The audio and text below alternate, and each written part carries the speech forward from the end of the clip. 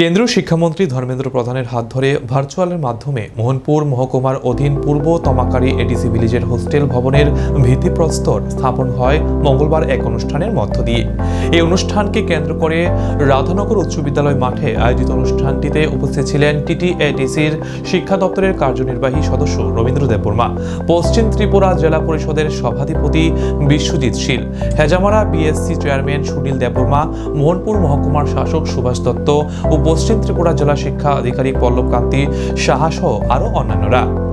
Virtual মাধ্যমে কেন্দ্রীয় শিক্ষামন্ত্রীর পরে অনুষ্ঠানস্থলে ফলক উন্মোচন করেন কার্যনির্বাহী সদস্য ও জেলা সভাধিপতি। 2,80,00,000 টাকা ব্যয়ে নির্মিত হবে এই হোস্টেল ভবনটি।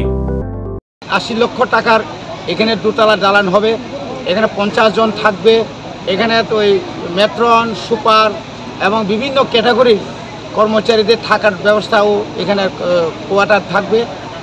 এবং আমি আশা রাখছি যে আগামী দিনে আমরা অন্তত যেভাবে আমরা এখানে প্রায় 12 থেকে 13টা এই কেন্দ্রে যে আমরা নতুন ছাত্রাবাস করার জন্য আমরা যেভাবে রাজ্য এবং কেন্দ্র সরকারকে আমরা যে প্রপোজাল পাঠিয়েছি, ইতিমধ্যেই আমরা এটা পেয়ে যাব।